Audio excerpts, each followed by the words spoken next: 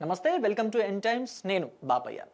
లోకేష్తో జాగ్రత్త, లైట్ తీసుకుంటే అంతే సంగతి అని చెప్పి ఈ వీడియోకి నేను ఒక టైటిల్ పెట్టాను. అంటే ఆంధ్రప్రదేశ్ మాజీ ముఖ్యమంత్రి వైఎస్ఆర్ కాంగ్రెస్ పార్టీ అధినేత వైఎస్ జగన్మోహన్ రెడ్డికి ఆ పార్టీలోని సీనియర్ నాయకులు ఇస్తున్న సలహా అట ఇది. లోకేష్తో జాగ్రత్తగా ఉండండి, చంద్రబాబు లాగా కాదు, చాలా సీరియస్గా ఉండాలి ఈ విషయంలో, లైట్ తీసుకున్నారా అంతే సంగతి అని చెప్పేసి చెప్తున్నారట. ఇది ఇంటర్నల్ సమాచారం, పొలిటికల్ బ్యాక్గ్రౌండ్స్లో బాగా నలుగుతున్న అంశం ఇది. సో ఎందుకు అంత జాగ్రత్తగా ఉండాలని చెప్పి సూచిస్తున్నారు? లోకేష్ విషయంలో అంత జాగ్రత్తగా ఉండాల్సిన అవసరం ఉందా అంటే ఉంది అని అంటున్నాయి పొలిటికల్ వర్గాలన్నీ కూడా. సో ఎందుకు ఏంటి అనేది పూర్తి డీటెయిల్స్ నేను ఈ వీడియో ద్వారా తెలియజేస్తాను, ఎక్కడా స్కిప్ చేయకుండా ఎండ్ వరకు చూడండి. సో ఇక నారా చంద్రబాబు నాయుడు చూస్తే గతంలో నేదురుమల్లి జనార్దన్ రెడ్డి అని, కోట్ల విజయభాస్కర్ రెడ్డి అని ఇలాంటి వాళ్ళందరితో కూడా పనిచేశారు. ఆ తర్వాత రాజశేఖర్ రెడ్డితో కూడా కలిసి పనిచేశారు. ఆయన సమకాలీన రాజకీయ నాయకుడు కూడా రాజశేఖర్ రెడ్డి. సో కానీ చంద్రబాబు నాయుడు నెక్స్ట్ జనరేషన్ నాయకులతో కూడా కలిసి పనిచేస్తున్నారు, అంటే జగన్మోహన్ రెడ్డితో కూడా కలిసి పనిచేస్తున్నారు. దీన్ని అదృష్టంగా భావించాలా, దురదృష్టంగా భావించాలా? మీరే మీ అభిప్రాయాన్ని కమెంట్ బాక్స్లో తెలియచేయండి. ఎందుకంటే నెక్స్ట్ జనరేషన్ వాళ్ళతోటి పోటీ పడిన ఇక్కడ రాజకీయాలు నడుపుతున్నందుకు అదృష్టం అని ఒక రకంగా అనుకోవచ్చు, లేదా ఆ పార్టీ అధినేత జగన్మోహన్ రెడ్డి తన పార్టీలోని నాయకులతోటి చంద్రబాబు నాయుడిని అనరాని మాటలు అనిపిస్తున్నప్పటికీ కూడా రాష్ట్రం కోసం రాజకీయాలు చేస్తున్న చంద్రబాబు నాయుడిని దురదృష్టవంతుడని కూడా కొంతమంది పొలిటికల్ అనలిస్టులు అంటూ ఉంటారు. అయితే చంద్రబాబు రాజకీయానికి, లోకేష్ రాజకీయానికి చాలా డిఫరెన్స్ ఉంది. చంద్రబాబు ఉపేక్షించినట్టుగా లోకేష్ ఉపేక్షించరు. తెలుగుదేశం పార్టీ మీద కావచ్చు, లేకపోతే చంద్రబాబు నాయుడు మీద కావచ్చు, లోకేష్ మీద కావచ్చు, ఏవైనా ఆరోపణలు ప్రత్యర్థి పార్టీ వాళ్ళు చేస్తే వాటిని చాలా సమర్థవంతంగా తిప్పికొడతారు. ఒకవేళ ఆధారాలు లేని ఆరోపణలు చేస్తే కోర్టులకి కూడా ఈడుస్తూ ఉంటారు లోకేష్.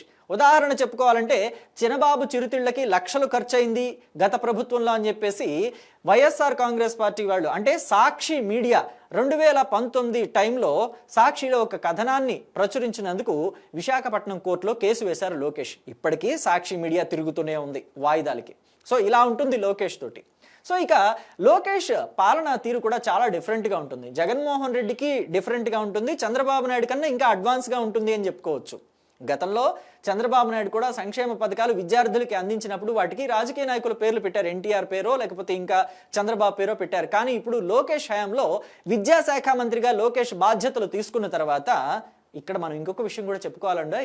విద్యాశాఖ అంటే ఆషామాషిది కాదు, చాలా కష్టంతో కూడుకున్న శాఖ అది. మరి అలాంటి శాఖని లోకేష్ ఏరికోరి మరి ఎంచుకున్నాడంటే ఆయన టాలెంట్ గురించి ఇక్కడ మనం ఆలోచించాలి, ఆయన ధైర్యం గురించి కూడా మనం చెప్పుకోవాలి. సో ఇక లోకేష్ ఏంటంటే ఆ విద్యాశాఖని టేకప్ చేసిన తర్వాత దాంట్లో చాలా మార్పులు తీసుకొచ్చారు, చాలా మంచి మార్పులు తీసుకొచ్చారు. పిల్లలకి ఇచ్చే బ్యాగుల దగ్గర నుంచి, లేకపోతే టై బెల్ట్ యూనిఫామ్ దగ్గర నుంచి అన్ని విషయాల్లోనూ చాలా జాగ్రత్తలు వహించారు. ఎక్కడ రాజకీయ ఛాయలు పిల్లలకి ఇచ్చే బ్యాగుల మీదో లేకపోతే వాళ్ళకి ఇచ్చే యూనిఫామో వస్తువుల మీద పడకూడదని చెప్పి చూసుకున్నారు. గతంలో జగన్మోహన్ రెడ్డి పేరు లేకపోతే రాజశేఖర రెడ్డి పేరు వేసుకుంటే ఇక్కడ లోకేష్ మాత్రం దేశ నేతల పేర్లని వేయటం, లేకపోతే దేశం కోసం పనిచేసిన వాళ్ళని, దేశం కోసం పాటుపడిన వాళ్ళ పేర్లని ఈ సంక్షేమ పథకాలకి పెట్టడం అనేది మనం చూసాం.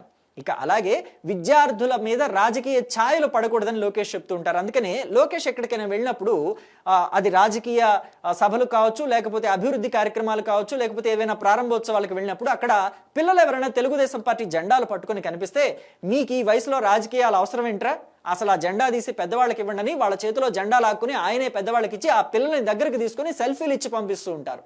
ఇది నిజంగా ఇప్పటి వరకు ఏ రాజకీయ నాయకుడు చెయ్యని పని. గతంలో జగన్మోహన్ రెడ్డి కూడా కొన్ని అంశాల్లో మనం చూసాం. ఆయన ఎక్కడికైనా పర్యటనకి వెళ్ళినప్పుడు పిల్లల చేత జగనన్న నీ దగ్గరికి తీసుకోవాలి, నీతో ముద్దు పెట్టించుకోవాలి అని చెప్పేసి వాళ్ళు ఎగబడుతున్నట్టుగా కొన్ని డ్రామాల్ని క్రియేట్ చేశారు. ఆ తర్వాత వాళ్ళు దొరికిపోయారు అనుకోండి, అది వేరే విషయం. సో అయితే ఇక్కడ కేవలం పిల్లల్ని విద్యాశాఖ విషయంలోనే కాకుండా స్టూడెంట్ యూనియన్ లీడర్స్తో కూడా ఆయన సమావేశం పెట్టుకున్నారు.